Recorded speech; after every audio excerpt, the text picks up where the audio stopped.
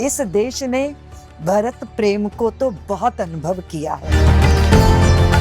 आने वाली संतानों को, पुत्रियों को ये पता चले कि शक्ति के मायने क्या होते हैं। अपनी आहुतियां डालिए, अपने परिवारों को, अपने रिश्तेदारों को, अपने अपनों को, अपने स्वजनों को, सबको इस कार्य के साथ जोड़िए ताकि हम अपना कर्तव्य पूरा कर सकें।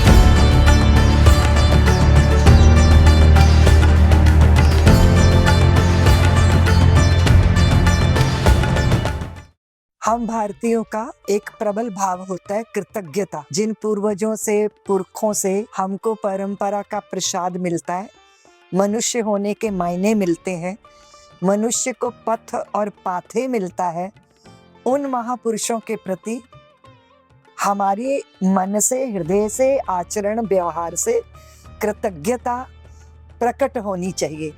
हम भारत की चारों युगों की नारी के प्रति एक कृतज्ञता का महामहोत्सव कर रहे हैं। सर्वमंगला पीठम, जहाँ भगवती राजराजेश्वरी विराजमान होने जा रही हैं, वहीं पर 4 युगों का निर्माण हो रहा है।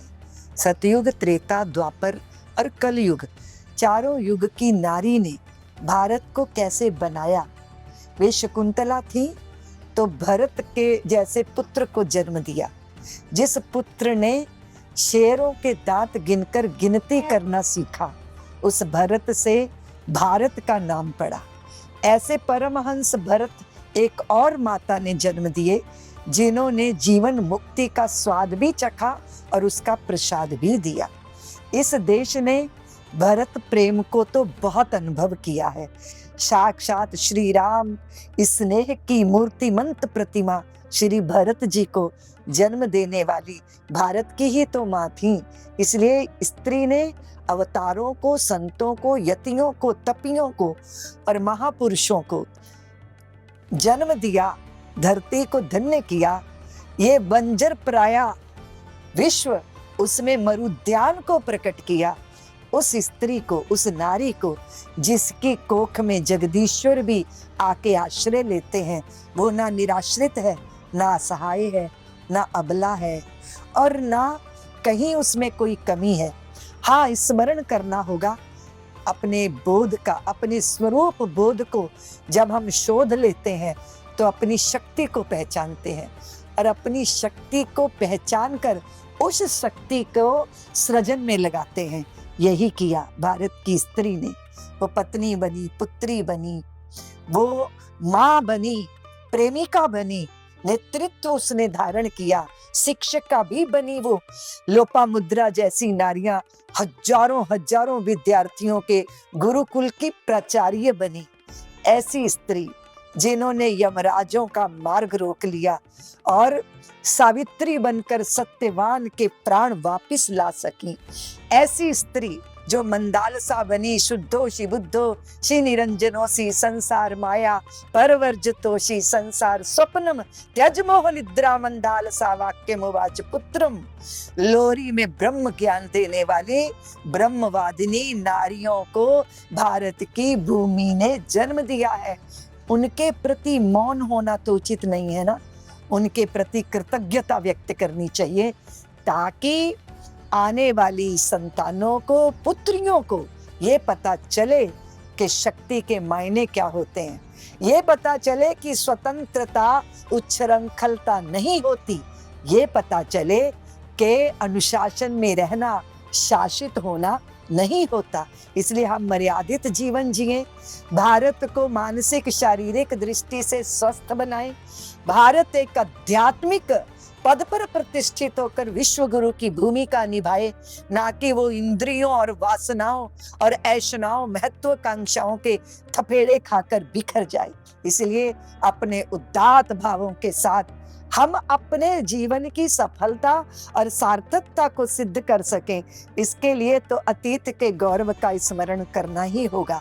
आज तक बहुत सारे अनुभव वाले बने, बहुत सारे म्यूजियम, प्रदर्शनियां बनी जो नेताओं की बात कहती हैं, जो संतों महंतों की भी बात कहती हैं, जो ऋषियों और महर्षियों को भी व्यक्त करती हैं, पर नारी के प्रति आज तक भारत में कोई भी ऐसा अनुभव वाले नहीं बना। तो मुझे लगता है मुझे अपने जीवन में एक बड़ा महान कार्य करना है, और वो है आने वाली संतानों को, पुत्रियों को, पुत्रों को अपनी जाज्वल्यमान परंपरा को निभाती हुई नारी का दर्शन करवाना है। सर्वमंगला पीठम इसी का एक उपक्रम है, अनुष्ठान है ये। आप आइए, आहुति जरूर दीजिए।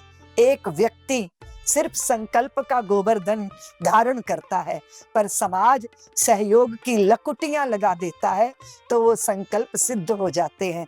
मैं भारत की नारियों को भी, भारत के धर्म प्रेमियों को भी आह्वान करती हूँ, सर्वमंगला पीठम में एक एक मंगल शिला दान कीजिए, पूरे परिवार को प्रेरित कीजिए। ये उसी तरह है जैसे अपनी धरोहर अपनी संतानों को सौंपनी हो। ये बिल्कुल अतीत के गौरव का स्मरण है, वर्तमान पे पकड़ बनाना है और भविष्य का निर्माण करना है। आइए सर्वमंगला पीठम का मिलकर निर्माण करें और अपनी आने वाली संतानों को बिखरने से बचा लें। उन्हें गौरवपूर्ण प्रतिष्ठा कैसे की जाती है। स्त्री वस्त्र उतार के प्रतिष्ठित नहीं होती, उसका आंचल जितना बड़ा होता है, वो चाहे ममता का हो, वत्सलता हो, कर्तव्य हो, उसका चुपचाप मौन रहकर तप करना हो। प्रतीक्षा कर सकती है शबरी बनकर, मनुहार कर सकती है माँ बनकर, और दैवी पुरुषों को, अवतारी पुरुषों को अपनी कोख में धारण करने की सामर्थ्य है। नारी निराश्रित नहीं है। जो जगदीश्वर को अपनी कोख में आश्रय देती है, वो निराश्रित भला कैसे हो सकती है। इस गौरवपूर्ण अपने अस्तित्व के बोध के लिए सर्वमंगला पीठम का निर्माण हो रहा है वृंदावन श्रीधाम में, और वात्सल्य ग्राम, जहाँ दुधमुही संतानों को, नन्ही मुस्कानों को पत्थर से कुचल कर समाप्त कर देने का पाप होता है समाज में। लेकिन अगर वो बालक वात्सल्य ग्राम के पालने में आ जाते हैं तो वो मुस्कानें हंसी में बदल जाती हैं, असहायता सबलता में बदल जाती है, क्योंकि उनको कोई ऐसी माँ अपने आलिंगन में बांध लेती है जिसने जन्म तो नहीं दिया लेकिन पालन कर लिया। मैं कहा करती हूँ कि माँ जन्मती है, जननी जन्मती है, पर माँ सहेजती है। आज भी इस कलयुग में बहुत सारी यशोदाएं हैं जिन्होंने पराये जो जन्मदाता है वो भूल गए, चौराहे पे छोड़ दिए, लेकिन उन माताओं ने उनको अपने हृदय से लगा के मुरझाने नहीं दिया, खिलने का पूरा अवसर दे दिया। ऐसा अनुष्ठान जहाँ चल रहा है वहीं सर्वमंगला पीठम का निर्माण हो रहा है। मैं आप सबका आह्वान करती हूँ, इस यज्ञ में अपनी आहुतियां डालिए, अपने परिवारों को, अपने रिश्तेदारों को, अपने अपनों को, अपने स्वजनों को, सबको इस कार्य के साथ जोड़िए ताकि हम अपना कर्तव्य पूरा कर सकें। सर्वमंगला माँ की जय, राज राजेश्वरी माँ त्रिपुर सुंदरी माता की जय।